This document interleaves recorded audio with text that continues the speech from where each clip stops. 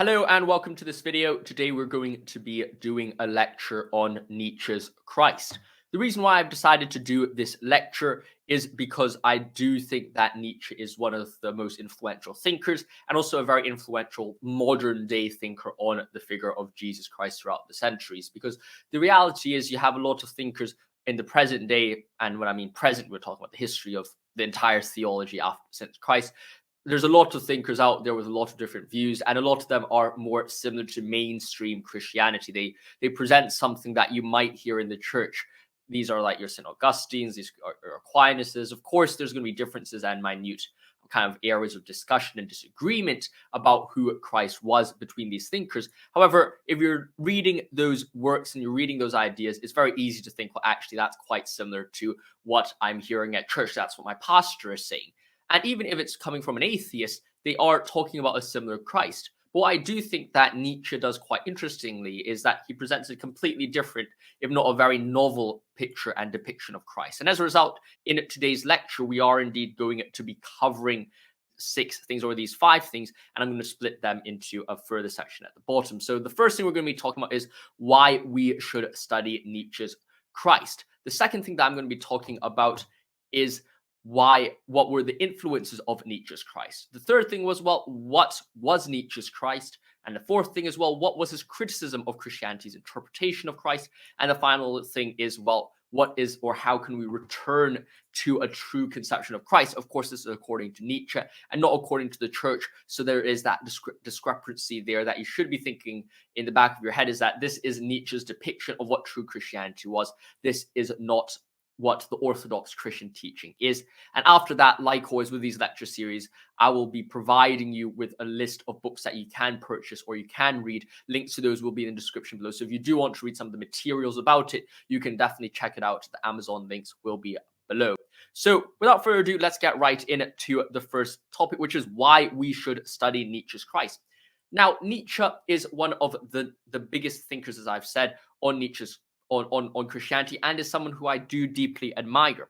The reality is that while Nietzsche commonly has the rep of being someone who is severely or extremely anti-Christian, the reality is Nietzsche actually is someone who takes it seriously. He is someone who looks at the nature of Christianity and says, actually, that is something which is quite interesting. Christ is a figure which can be respected and is someone who we can learn from. So he's really wrestling with the problem, and he really is taking that question seriously and really wants to develop and get to the depth of it. He's not someone who, like the new atheists, like the Richard Dawkins or other new atheist types, by just trying to bash Christianity or trying to present a negative image of Christianity, because that is really not what he is trying to do. And by thinking he's doing that, you are actually just following into this mainstream understanding of Nietzsche without actually getting in depth into what he is thinking. It's kind of similar to the idea that Nietzsche is a nihilist kind of idea. It's also like Nietzsche hating Christ, the figure, not Christ, the conception and the interpretations of it, which we'll be talking about later. Nietzsche hating Christ is a similar misconception of Nietzsche. So he takes Christianity seriously. And as a result, when he does write an essay Homo, he does write, the most serious Christians have always been well disposed toward me. And that is something which is a reality. If you are really wrestling with Nietzsche and you're not following mainstream kind of presentations, you realize that Nietzsche actually is trying to hit the nail on the head and is really trying to do his due diligence and his research about the specific topics and the specific ideas relating to Christ, and is not shying away from those difficult questions. So that is something that we have to bear in mind as kind of Christians, if you're approaching from a Christian lens, and also if you're approaching it from an atheistic lens, you're also looking at someone who you can learn from and say, well, actually, you can be an atheist, but also recognize the beauty of Christ. And you can also recognize certain elements of Christ which are good and can be incorporated into your life. And that is something you should definitely bear in mind. And the reality is that when Nietzsche is talking about Christ, he isn't looking at it from kind of a one size suits or one size fits all solution. He recognizes that there are and there have been different conceptions of Christ and different interpretations of Christ, and that there's a different Christ of the Gospels, the evangel, the evangelist, Christ, the evangelist, the bringing of good news, and also the interpretations that other people have attributed to Christ, and the misinformation that has been attributed to Christ. Now, of course, this misinformation has to be, as I've said, put within brackets, because a lot of other people's conceptions would say that, well, Nietzsche was a misconception himself. But of course, we have to view this from Nietzsche's lens, and Nietzsche does want to get back to the true Christ and not a Christ of misconception. So he's someone that you do want to learn from. And of course, learning Nietzsche's criticism of Christ and his relationship with Christ does help you understand more about Nietzsche's philosophy. So if you're interested in Nietzsche, this is a very, very good place to start off with. So now that we've talked a bit about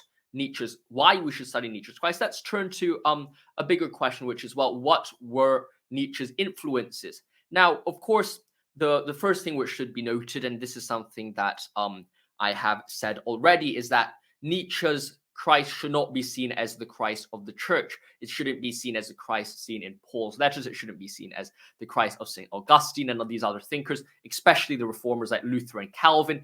Nietzsche is trying to move away from that conception and saying that that conception is incorrect, and instead turn it to a further, his own understanding, his own recollection or his own construction of the true gospels, which was not tainted by later Christian interpretations, which made the good news, the evangel, into the bad news. And that is, of course, something he's wrestling with in the AntiChrist. And of course, the link to the AntiChrist is in the description below. Now, so you might be thinking, well, if he is not getting his interpretation from the Bible almost, because he's not looking at Paul's letters, he's not looking at these thinkers, well, where is he getting it from? And the answer actually is, quite interestingly, he gets it from Dostoevsky, especially Dostoevsky's Idiot by Prince Mushkin.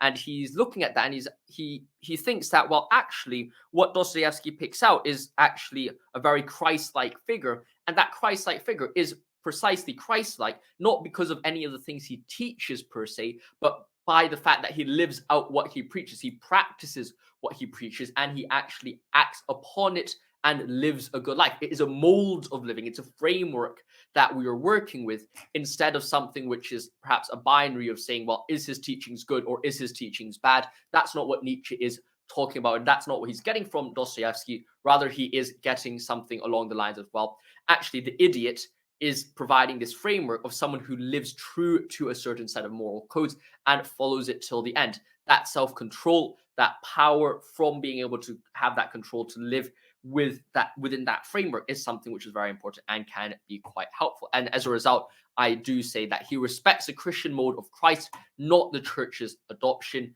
or an adaptation or interpretation, and especially not Paul's interpretation of Christ, because he views those as bad tidings and ill news, and in fact almost a desecration of the original message of Christ, which is one of life and not one of faith and action and kind of phrases and different teachings. And of course, we will be touching on that in a bit. Now, of course, the final thing is that he does indeed separate between contemporary Christianity and the Gospels. He recognizes that those are two different things. He does think that while the Gospels, the true Gospels, was the life of Christ, the contemporary Christianity has indeed separated what our interpretations were from the true Gospels and have added their own interpretations upon there. And we will be talking more about that later on in the lecture for your information. So without further ado, let us carry on till the next slide, which is, well, what was Nietzsche's Christ? And, well, as I've said, to Nietzsche, Christ was a practice. And the best way to look at it was, as I've said, through The Idiot by Don Quixote. The Idiot is is inspired by Don Quixote. I mean, The Idiot by Dostoevsky. I'll also put a link to The Idiot below if you want to check that out. I haven't added that to the list of suggested readings just because it's a bit different. But if you want to read The Idiot, then of course the link to that will also be in the description below for you to check it out. To Nietzsche, Christ was a practice, and this is what he says in his work. He says, "The bringing of good tidings died as he had lived, as he had taught, not to redeem man, but to show how one must live." And well, I think that is something which is a very important point when you're looking at Nietzsche's Christ, because what you are seeing here is that, well, Nietzsche is focusing particularly not on any of the other attributes or what he was actually teaching, but the fact of how you are able to carry out your ideals to the maximum, and you're constantly striving to be the perfect version of your maxims and your beliefs, and that you're willing to sacrifice till death itself on the cross.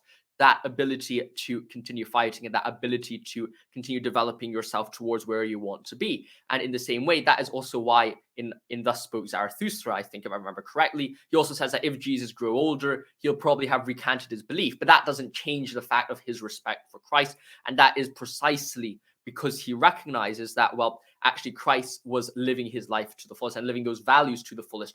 And that is something which is tied back to what Nietzsche says as a good human being and what should be desirable from human beings today. Now, of course, developing on that, Christ, what should be taken from Christ is his blueprint of how people can act.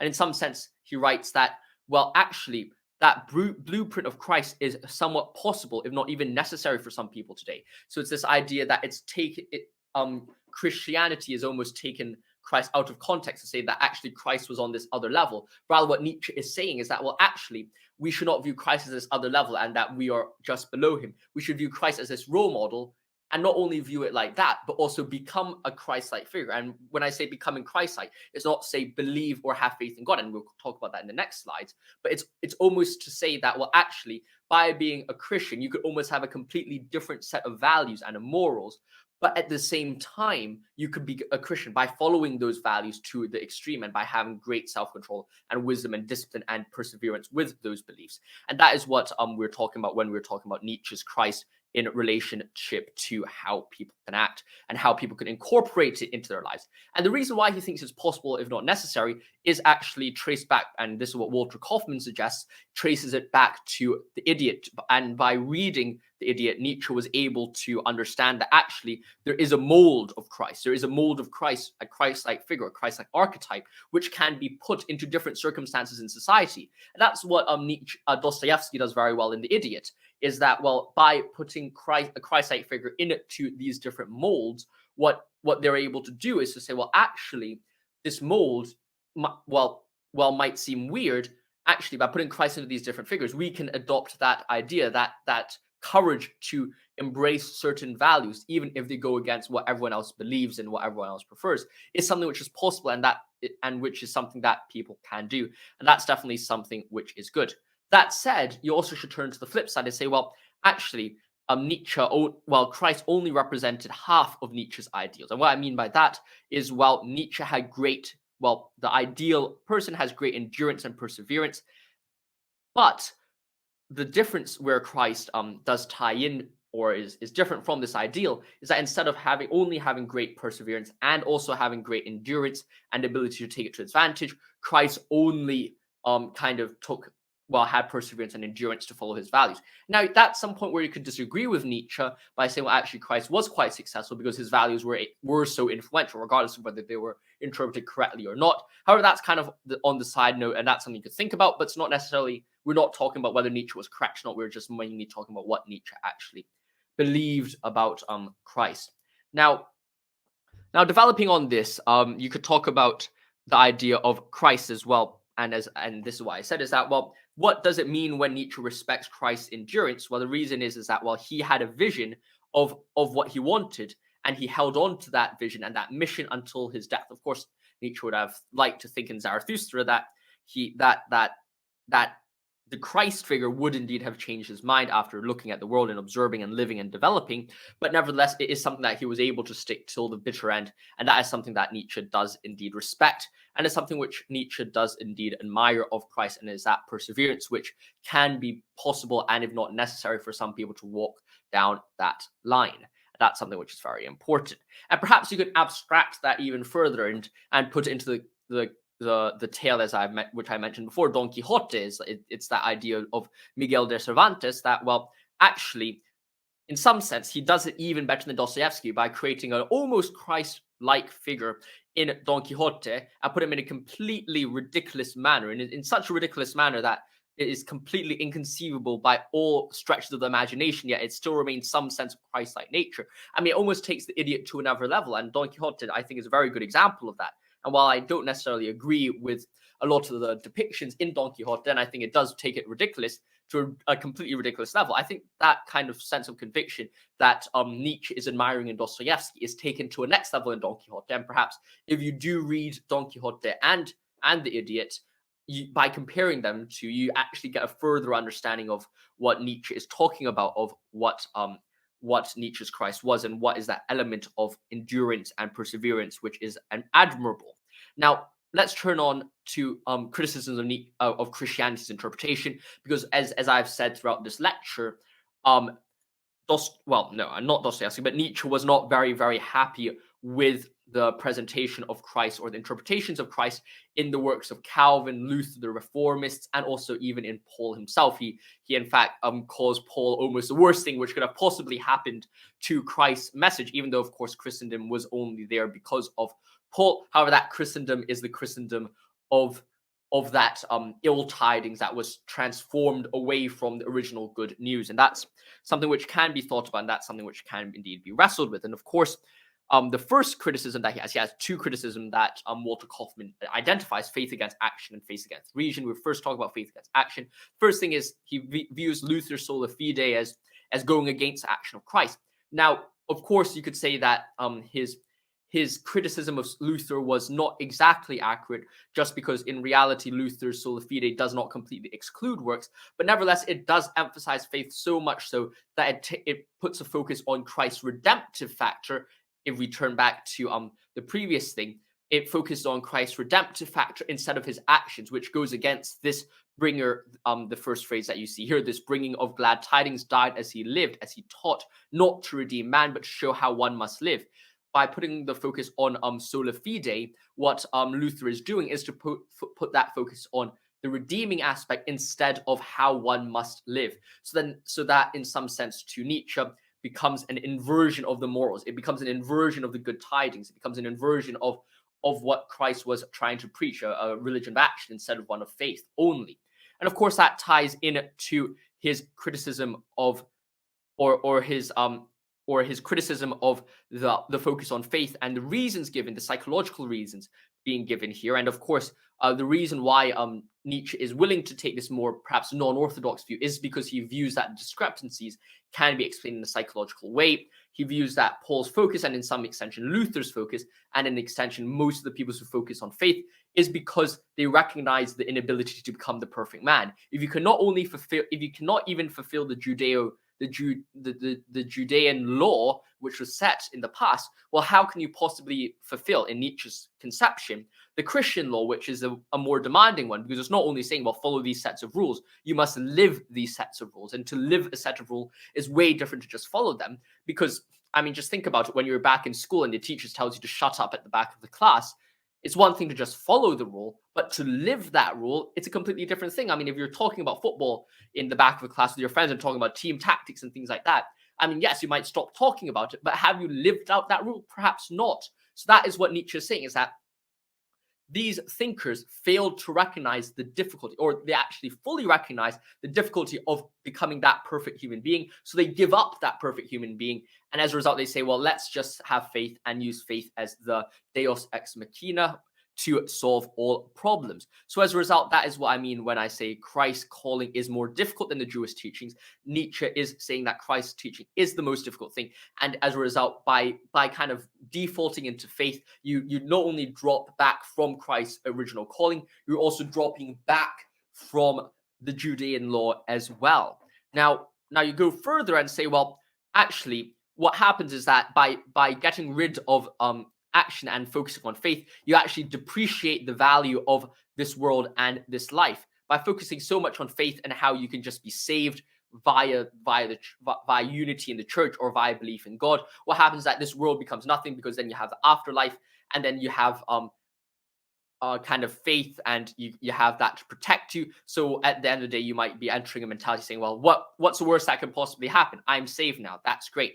That's what Nietzsche's warning against. That's something you had to move on from. So instead of perfecting oneself, one relies on faith. And by having that reliance, you're no longer living out of Prince Mushkin. That Mushkin-esque life becomes impossible, because, well, now you're no longer in the world interacting in a despotic, in a depraved Russian society, or whatever society you're in. You just withdraw from it and fall back on the church and fall back on faith. And that is something that Nietzsche is being very critical of here as well. And whether you think it's right or not, that's for another debate. However, I do think that he is indeed touching on something which is very interesting and very important. So next thing is his criticism of faith against reason. This is something which is less so related on his views about Christ, but also I think elaborates on the kind of how he differentiates between our conceptions of Christ and who Christ actually was. And what he presents in Beyond Good and Evil is he represents some sense of blind faith as this sacrifice of the intellect, and that what Christians are doing by interpreting the Bible in their own way to kind of present prophecy in a way which leads to Christ has indeed created a double standard, an untruth, in order to create a certain reading of the text. And if we're going to treat the pagan text in one way and in the Christian New Testament text and the Judean Old Testament text in another way, well, what we've created is a double standard, and no matter how true it could potentially be, we always have to view things in the same way, and that's what Nietzsche is focusing on. And in some sense, what he's doing in The Faith Against Reason is not just an attack against Christianity, but an attack against the entire structure of truth and epistemology in general. He's taking this kind of Christian critique and taking it to a more meta and abstract level to say, well, the very nature of truth itself is deceiving, and that very nature of truth itself is getting away from what truly is the case with how we're meant to interact with the truth. Because the truth is often presented in science as something which is going to help life. The truth is presented as something which is going to develop life. But in reality, what the truth is actually something which goes against and can actually lead to death. It could be a hidden will to death, because you have so many different thinkers over time. By thinking that the truth will bring you close to human flourishing, the truth may bring you in this enlightenment hope of allowing you to reach some sense of divinity, not divinity in the God sense, but a divinity of an enlightenment and an unveiling of the eyes of the truth. But in reality, it might actually lead to destruction, and most of the times it can actually be harmful. Before we carry on and finish off this video, I'd like to suggest that if you are interested and you do enjoy these videos, feel free to consider supporting us on Patreon. Links will be in the description below. That will really help support the channel going forward. If you can't support this financially, that's completely understandable. I mean, there's definitely no obligation to do that. Feel free to help us by spreading this channel to other people, by sharing it with your Christian community, by sharing it with your other friends, and also by sharing this content to other people and liking and subscribing. You'll be able to grow the community there as well, and share your thoughts in the comments below. That'll let me know what you like. That'll let me know what you think about these videos and help me improve and make better content in the future. Without further ado, let's carry on with the video. Now let's talk about the final idea, which is a return to true Christianity, which is very important. I think when we're analyzing Nietzsche, we not only have to know what has gone wrong, but also how we can go back to the original sense of the true evangel, the true good news. And that is something which Nietzsche is indeed wrestling with, and I think is something which is very helpful to look at. Now, the first thing which Nietzsche talks about is, well, how far we have fallen away from the idea that Christ has said. As we've seen, to Nietzsche, everything since Christ's life has been a complete turnaround. It's been a change of what truly Nietzsche believes as the good. What Nietzsche believes as a good has been changed to something which potentially is evil and has negative aspects. For example, by instead of focusing on how we can improve ourselves and reach for self-perfection, it's created a religion of faith and a religion of a slave morality afterwards. From that faith and from that resentment, that inability, that feeling, that hatred towards the idea that we cannot become the perfect man, that kind of resignation that one may feel. Second thing is that works cannot be overlooked in priority of faith. While faith can be important, and less so, of course, for Nietzsche, it's important that we return to that initial works to strive for that perfection, which is very important. And of course, that ties in with the idea that Christ wasn't a set of messages of the truth. Whatever he taught was almost insignificant to Nietzsche. And in fact, Nietzsche would disagree with a lot of things that Christ taught. But nevertheless, he is focusing on the life he's lived. It's a way of life. It's a way of acting which has to be embodied. And that is what Nietzsche is talking about, turning towards or returning towards a true good tidings. And finally, Nietzsche respected the lifestyle of Jesus and more than the teachings. And that is definitely something which is true, something which is important. Now, to end off this video, let's talk a bit about some of the books that you can read. These are three of the books that you can learn most about what Nietzsche views about Christ: Nietzsche, the Antichrist; Nietzsche, Thus Spoke Zarathustra; and Walter Kaufmann's analysis of the situation: Nietzsche, philosopher, psychologist, and Antichrist. The links to all three books will be in the link below. Also, as I've said, you can check out The Idiot and also Don Quixote, which will give you a further understanding of what I mean when I'm saying, well, it actually is Nietzsche, it is Christ's life, which is the most important thing. You can go check that out. I'll put links to books for Don Quixote and The Idiot in the description below as well. So if you're interested in that, make sure you go check it out. Like always, my friends, stay safe. I hope you've enjoyed this video. As I've said, if you do want to support this channel, you can go check it out on Patreon, and you can support us financially there. If not, just like and subscribe and let me know your thoughts about the content and the ideas in the description below, either what you've learned from this lecture or also what you can develop or what you would want me to develop further. I can make further videos on that. So let me know that in the comments below. Like always, have a great day. Stay safe, my friends. See you soon. Thanks for watching, and goodbye. I'll see you next one.